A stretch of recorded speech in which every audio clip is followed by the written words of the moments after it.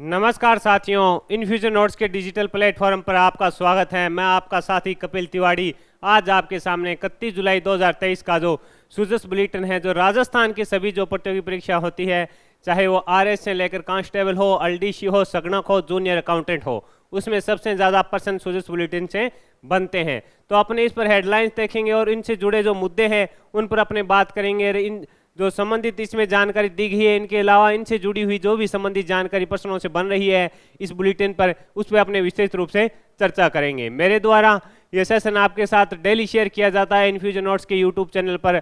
आपको यह सेशन अच्छा लग रहा है तो इसे लाइक और शेयर कीजिए, और आप कोई सुझाव देना चाहते हैं इस सेशन के बारे में तो कमेंट बॉक्स में अपनी राय दे सकते हैं। आइए शुरुआत करते हैं। सबसे पहले अपने देखेंगे इसकी जो हेडलाइंस है उस पर देखते हैं। दिखा रखा है आदरणीय मुख्यमंत्री जी का फोटो, राजस्थान विकास की मजबूत राह पर, राजस्थान में बढ़ता ग्रामीण सड़कों का जाल, इस पर भी अपने पढ़ेंगे।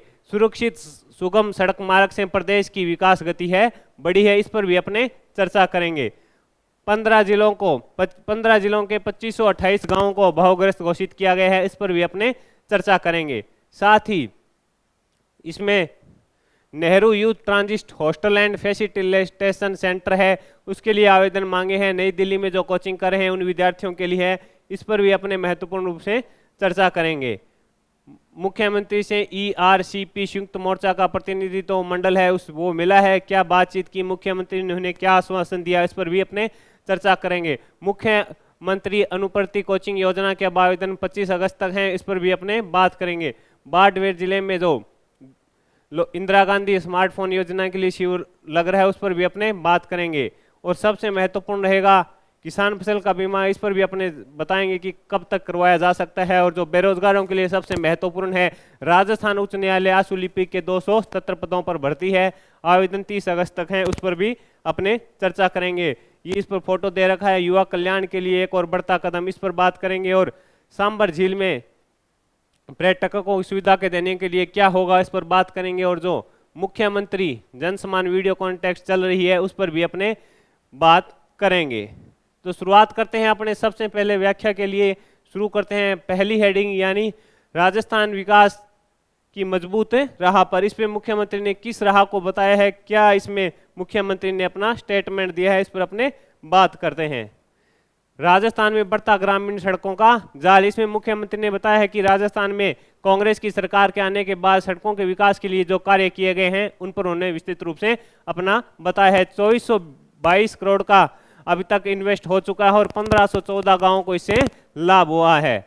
इसमें बताया है 65,000 किलोमीटर सड़कों का विकास हुआ है। मुख्यमंत्री ने कहा कि राज्य सरकार ने 1 लाख किलोमीटर से अधिक सड़कों के विकास का लक्ष्य रखा है। इन्होंने कहा हमारा लक्ष्य है 1 लाख से अधिक सड़कों का विकास हो। इसमें अभी तक क्या है, 65,000 किलोमीटर की सड़कों का विकास हो चुका है, यानी उनका निर्माण हो चुका है। नगर निगम और नगर परिषद नगर पालिका में भी सार्वजनिक निर्माण विभाग के माध्यम से सड़कें बनाई जा रही है। इसमें ये कहा भी मुख्यमंत्री ने कहा है कि हमारा लक्ष्य 1 लाख नई सड़कों का निर्माण करने का है, जिसमें से माफ कीजिए 1 लाख किलोमीटर से अधिक की सड़कों के निर्माण करने की परियोजना है, जिसमें से 65,000 किलोमीटर के आसपास सड़कों का विकास हो चुका है। इसके अलावा मुख्यमंत्री जी ने क्या कहा है, इस पर अपने बात करते हैं। सुरक्षित सुगम सड़क मार्ग से प्रदेश की विकास की गति बढ़ी है। सार्वजनिक निर्माण मंत्री, ये इंपॉर्टेंट है, इसमें तो ये बताया गया, ये जो अपने पहले भी चर्चा की थी कि 2422 करोड़ रुपए की लागत हो चुकी है और 1514 गांवों को इससे फायदा हुआ है। इसमें अपने चर्चा करते हैं कि सार्वजनिक निर्माण मंत्री श्री भजनलाल जाटव ने बताया कि 31 जिलों की 106 विधानसभा क्षेत्र में 1500 से अधिक गांव में नई सड़कों के निर्माण से वहां शिक्षा और परिवहन सुविधा बढ़ी है। सड़कें गांव निर्माण के जीवनदान के लिए यही बताया गया कि सड़कें शहरों से जुड़ेगी तो वहां के लोगों का विकास होगा, वहां को लोगों को बड़ी स्तर की शिक्षा मिलेगी, उच्च शिक्षा मिलेगी, चिकित्सा सुविधा भी बेहतर मिलेगी। शेष गाँव को भी शीघ्र से इस सड़कों से जोड़ा जाएगा। राज्य बजट 2023-24 में की गई घोषणा के अनुसार 16,123 करोड़ रुपए की लागत से 23,000 किलोमीटर सड़कों का निर्माण किया जा रहा है। अभी जो बजट हुआ था फरवरी में 2023-24 वाला, उसमें घोषणा के क्रम में 16,123 करोड़ रुपए की लागत से अब तक 23,000 किलोमीटर सड़कों का निर्माण किया जा चुका है। पिछले 4.5 वर्ष में सड़क विकास कार्य के लिए 32,384 करोड़ रुपए 32,384 रुपए खर्च किए जा चुके हैं, ये बताए हैं। इसमें अपने बात करें तो निष्कर्ष क्या है कि 31 जिलों के 106 विधानसभा क्षेत्र में 1500 से अधिक गांवों को नई सड़कें दी गई है, जिससे वो शहर से जुड़े हैं और वहां पे उच्च शिक्षा व बेहतर चिकित्सा सुविधा भी उनको मिल सकेगी। आगे बढ़ें तो इसमें बताया गया कि शेष गाँव को भी इसमें शीघ्र जोड़ा जाएगा। जो बजट 2023-24 फरवरी में आया था उसमें 16,123 करोड़ रुपए की लागत से 23,000 किलोमीटर सड़कों का निर्माण अभी तक किया जा चुका है। सरकार को अभी करीब 4.5 साल हो गए हैं बनी हुई गहलोत सरकार को, जिसमें बताया गया है कि 32,384 करोड़ रुपए का खर्च सड़क निर्माण व विकास कार्यों के लिए किया गया है। अब अपने बढ़ते हैं जो मुख्य सचिव है, और साथ में इसमें यह भी बताया गया है कि महंगाई राहत कैंप वाला तो चल ही रहा है। सरकार ये बता रही है कि महंगाई राहत कैंप में योजनाओं का लाभ दिया जा रहा है। साथ ही जो राजीव गांधी ग्रामीण व शहरी ओलंपिक हैं जो 5 अगस्त से शुरू हो रहे हैं, ये तारीख इंपॉर्टेंट है, 5 अगस्त से शुरू हो रहे हैं। इसमें 58 लाख खिलाड़ियों ने पंजीकरण कराया। ये राजस्थान के लिए बड़ी बात है, इसमें भी बताया गया है। आपको शुरुआत पता होनी चाहिए कि राजीव गांधी ग्रामीण व शहरी ओलंपिक की शुरुआत अब 5 अगस्त से होने जा रही है। इसमें बताया गया कि 58 लाख से अधिक खिलाड़ियों ने इसमें पंजीकरण कराया। अब अपने बात करेंगे मुख्य सचिव की क्या सूचना है। मुख्य सचिव श्रीमती उषा शर्मा ने कहा है कि नव निर्माण और शुद्धिकरण प्रदेश की विकास राह पर है। ये बताया कि इस सड़कों के जो निर्माण हुआ है या नई योजनाएं हुई है, इससे प्रदेश को काफी फायदा हुआ है। प्रमुख सचिव श्री वैभव गलोरिया ने बताया कि वर्ष 2022 की जनगणना के अनुसार सामान्य क्षेत्रों में 350 अधिक आबादी, जनजातीय व मरुस्थलीय क्षेत्रों में 250 से अधिक आबादी वर्ष 2011 के पश्चात। ये बताया गया इसमें अधिक गांवों को सड़कों से अभी तक आबादी वाला गांवों को सड़कों से जोड़ा जा रहा है। जहाँ पे आबादी ज़्यादा है उनको तुरंत प्रभाव से शहर के जो क्षेत्र हैं उनसे जोड़ा जा रहा है, जिनसे कि वहाँ के लोगों का विकास हो, उन्हें बेहतर शिक्षा मिले, बेहतर चिकित्सा सुविधा मिले, आवश्यकता इंसान की होती है वह पूरी हो, जो आवश्यकता इंसान की होती है वह आवश्यकता पूरी हो, वहाँ के क्षेत्र के लोगों का विकास हो। इस शीर्ष हेडलाइंस में आपने क्या पढ़ा कि राजस्थान में बढ़ता ग्रामीण सड़कों का जाल है। इसमें 2422 करोड़ का बजट है, 1514 गाँव इसमें अभी तक फायदा हुआ है। और इसमें यह भी बताया गया कि पिछले 4.5 साल में 32,384 करोड़ रुपए का खर्च अभी तक सड़क विकास कार्य के लिए किया जा चुका है, जिसमें बताया गया कि 2023-24 का जो बजट था उसी क्रम में 16,123 करोड़ रुपए की लागत से 23,000 किलोमीटर सड़कों का निर्माण अभी तक है, कुछ का किया गया और कुछ का निर्माण किया जा रहा है। अब अपने बढ़ते हैं आगे, और क्या हेडलाइंस है जो हमारे लिए उपयोगी है। ये जो किसानों के लिए है ये उपयोगी है कि 15 जिले के 2588 गाँव हैं उनको अभावग्रस्त घोषित कर दिया गया है। मुख्यमंत्री श्री अशोक गहलोत ने ओलावृष्टि से प्रभावित किसानों को कृषि आदान अनुदान का भुगतान करने के लिए 15 जिलों के जो 2588 गाँव को अभावग्रस्त घोषित किया है। रबी की फसल में नुकसान को देखते हुए विशेष गिरदावरी में विभिन्न जिलों में 33% से अधिक खराबा होने की रिपोर्ट आई। इसमें मुख्यमंत्री ने निर्णय लिया है। भी इसमें बताया गया है कि बाड़मेर के तो 1310 गांव हैं और भरतपुर के 393 गांव हैं, जालौर के 292 हैं। इसी प्रकार बताया हनुमानगढ़ के 56 हैं, अलवर के 42 हैं, गंगानगर के 6 हैं, अजमेर का 1 गाँव है। यही बात है कि मुख्यमंत्री ने किसानों का तुरंत अब की बार बात सुनी और 15 जिलों में जहाँ भी अभावग्रस्त हुए या ओलावृष्टि हुई उससे नुकसान हुआ तो 15 जिलों के जो 2588 गांव हैं उनको अभावग्रस्त घोषित कर दिया गया। अब उनको बीमा क्लेम किस प्रकार मिलता है ये तो आगे की कार्यवाही है, परंतु मुख्यमंत्री ने इसकी घोषणा कर दी है। 15 जिलों के जो 2528 गाँव हैं वो अभावग्रस्त हैं, उनमें 33% से अधिक खराबा होने की रिपोर्टें प्राप्त हुई है। ये जो किसानों के लिए एक बढ़िया सरकार की पहल है। अपने बात करेंगे आगे युवाओं की। युवाओं के लिए सबसे महत्वपूर्ण रहता है सुजस, क्योंकि आगामी परीक्षा में जो भी प्रतियोगी परीक्षा की अपने तैयारी करते हैं सुजस बुलेटिन से पर्सन बनता है, इसलिए सुजस बुलेटिन खास होता है। आगे बताया गया कि Nehru youth transit hostel and facilitation centre के आवेदन 20 तक हैं। नई दिल्ली कोचिंग करे युवाओं को ठहरने की निःशुल्क व्यवस्था होती है। इसमें बताया गया भी जो नई दिल्ली में कोचिंग करते हैं राजस्थान के युवा उनको यहाँ पे निःशुल्क रखा जाता है। इसमें बात करते हैं राजस्थान सरकार दिल्ली में प्रतियोगी परीक्षा की तैयारी करने वाले प्रदेश के युवाओं को निःशुल्क आवास भोजन की व्यवस्था की जा रही है। राजस्थान युवा बोर्ड ने नई दिल्ली में Nehru youth transit hostel and facilitation centre में प्रवेश के लिए आवेदन मांगे हैं। इच्छुक युवक व युवती जो भी वहाँ पे तैयारी कर रहा है, जिसकी इच्छा है इसमें रहने की, वह 20 अगस्त तक youthboard.com है, इस पर जाकर आवेदन कर सकता है। ये जो पर्सनल साइट वेबसाइट दी गई है यूथ बोर्ड राजस्थान government.in के माध्यम से आप आवेदन कर सकते हैं।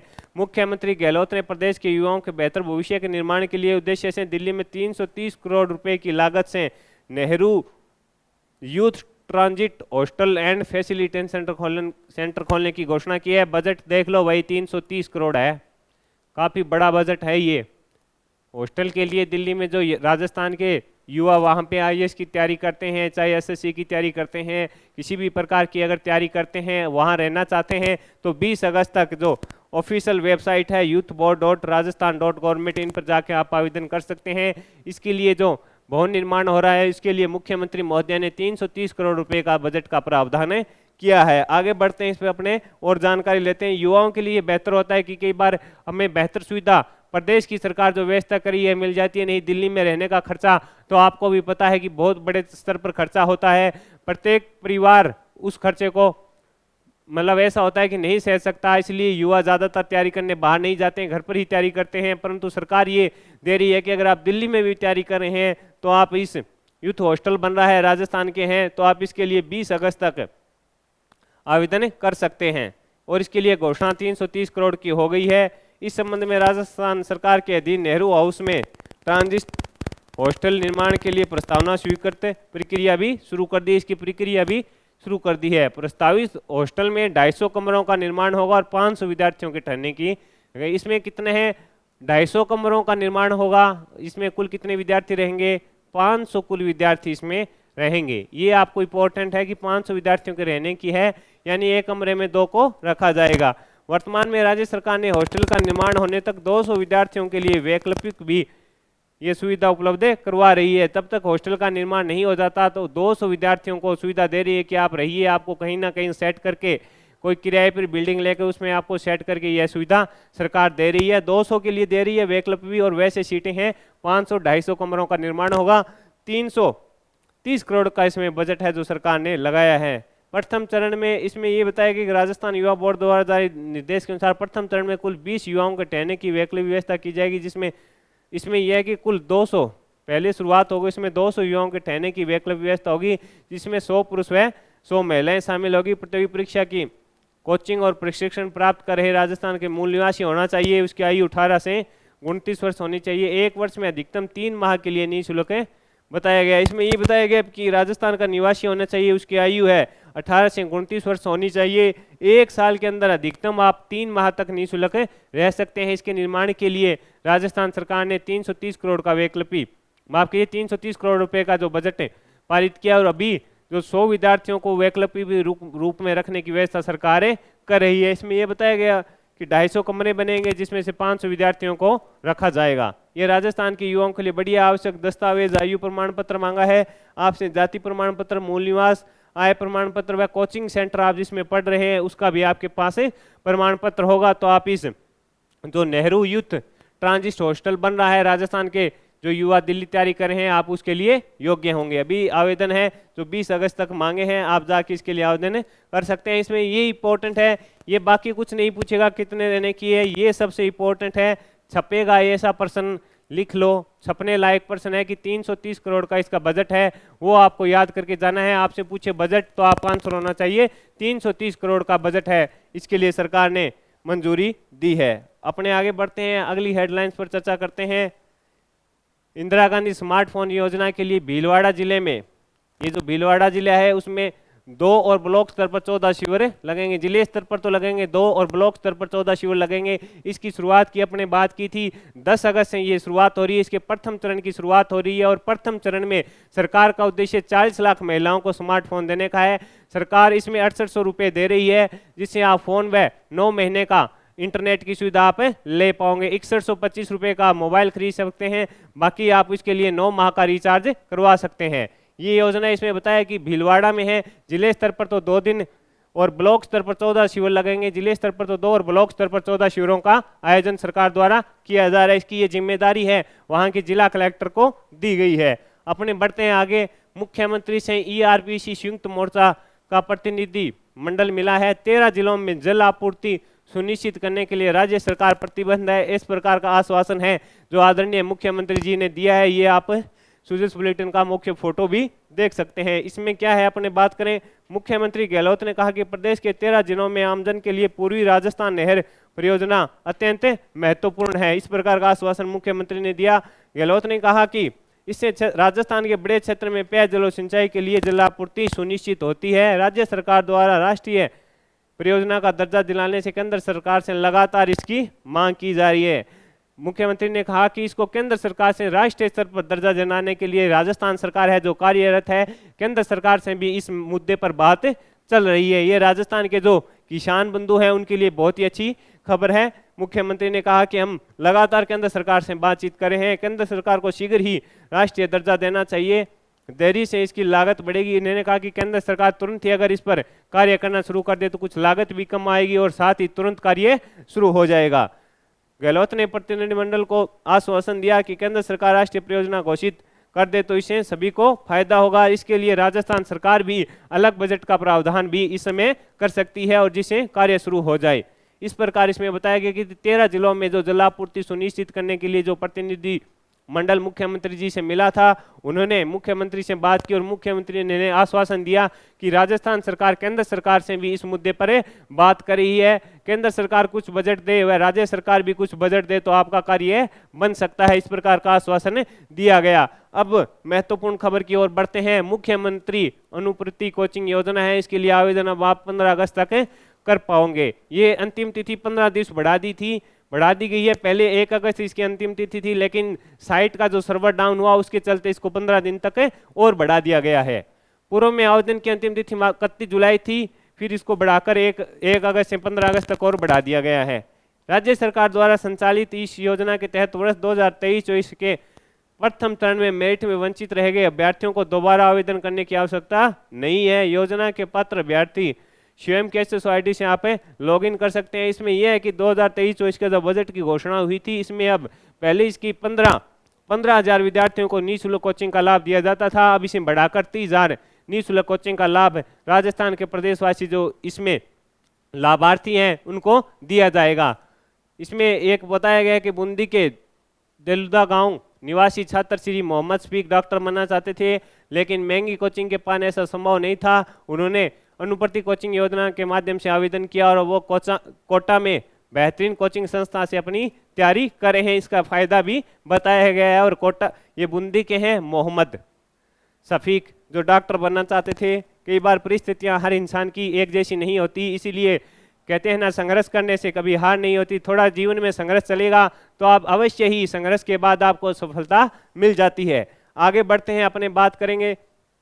ये जो जन सम्मान वीडियो कॉन्टेस्ट चल रही है, इसमें 28 जुलाई के विजेताओं की घोषणा है। इस पर अपने बात करेंगे। जन सम्मान वीडियो कॉन्टेस्ट क्या है कि इसमें आपको एक शॉर्ट वीडियो बनाना होता है। जो राजस्थान सरकार की बेहतरीन कल्याणकारी योजनाएं होती है उन पर वीडियो बनाकर अपलोड करना होता है। अगर आपकी वीडियो को फर्स्ट प्राइज मिलता है तो आपको 1 लाख रुपए देती है सरकार। द्वितीय पुरस्कार प्राप्त होता है आपके वीडियो को तो 50,000, तृतीय प्राप्त होता है तो 25,000 देती है। आज अपने बात करेंगे 28 जुलाई के विजेता की कि किसने प्रथम पुरस्कार प्राप्त किया। प्रथम पुरस्कार के विजेता हैं पूर्णमल शर्मा जो करौली के हैं, और द्वितीय पुरस्कार मिला है पिंटू शर्मा को जो मुस्कुरा रहे हैं, और तृतीय पुरस्कार मिला है श्री कमलेश जी को जो सीकर के निवासी हैं।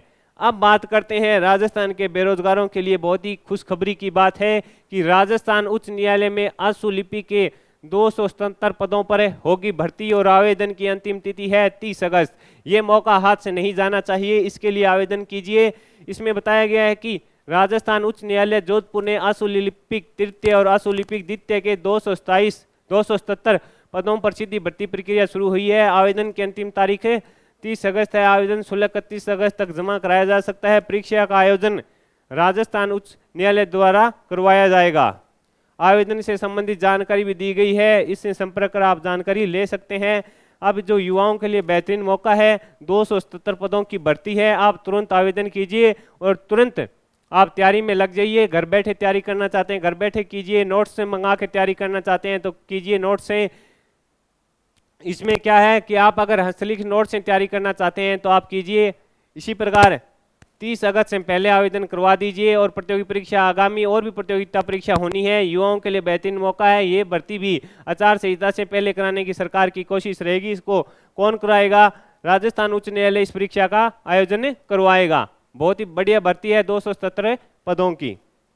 अपने आगे बढ़ते हैं किसान फसल बीमा का, तो 10 अगस्त तक करवा सकते हैं, इसकी भी जानकारी दी गई है। किसान फसल का बीमा 10 अगस्त तक करवाएं। इसमें बताया गया गैर ऋणी किसान है जो 5 अगस्त तक तथा ऋणी किसान 10 अगस्त तक करवा सकते हैं।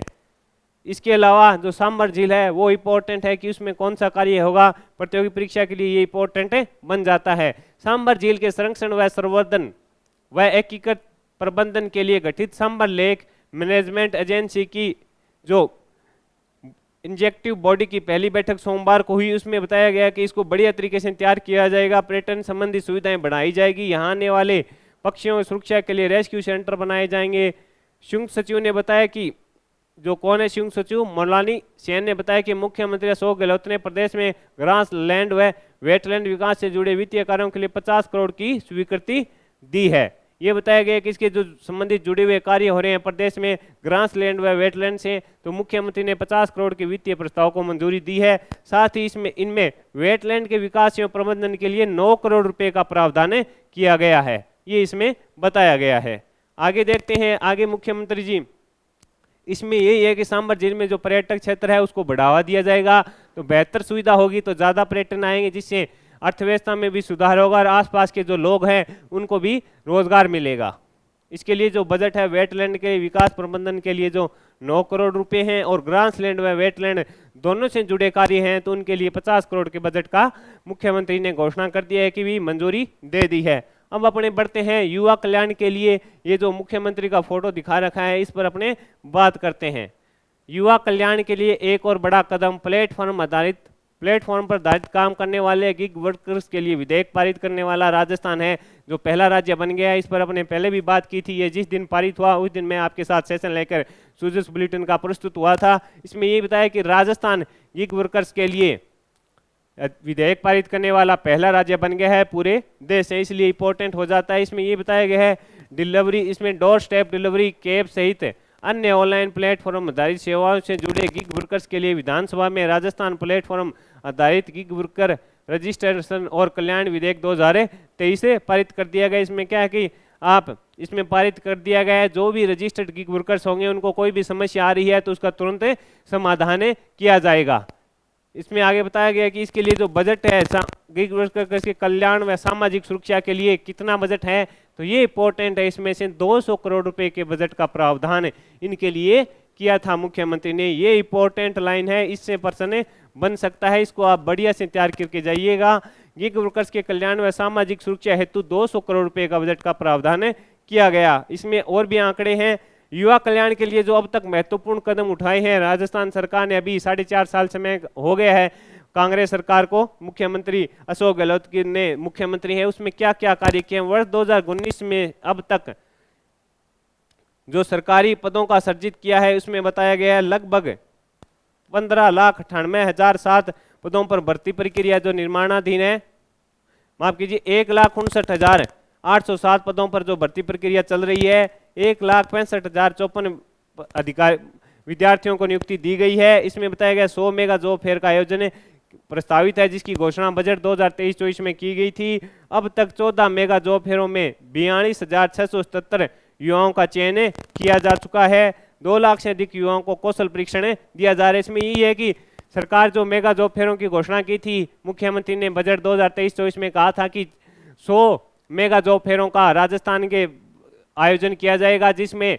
जो बड़ी स्तर की कंपनियां हैं प्राइवेट सेक्टर की, वो युवाओं को उनकी क्वालिफिकेशन अनुभव को देखकर उनको जॉब देगी। इसमें अब तक 14 का आयोजन किया गया है ये बताया गया, और जिसमें से 42,677 युवाओं को लाभ हो चुका है। साथ में सरकारी भर्तियां भी प्रक्रियाधीन चल रही है। गिग वर्कर्स के लिए 200 करोड़ रुपए का बजट है जो सरकार ने पारित किया है, ये इसमें इंपॉर्टेंट है। इस प्रकार इस सेशन में मैंने आपके साथ सूजस बुलेटिन था जो 31 जुलाई का शेयर किया। इसमें अपने महत्वपूर्ण जो भी मुद्दे थे उन पर बात की, जो प्रश्न बन रहे थे उन पर विशेष रूप से हमने ध्यान दिया कि कौन सा प्रश्न किस प्रकार बन सकता है, इसका निष्कर्ष निकाला, और जो प्रतियोगी परीक्षा के लिए बेहतरीन प्रश्न थे उस पर अपने विस्तृत रूप से चर्चा की। इस प्रकार मेरे द्वारा लिया गया सेशन आपको अच्छा लगा है तो इसे लाइक और शेयर कीजिए।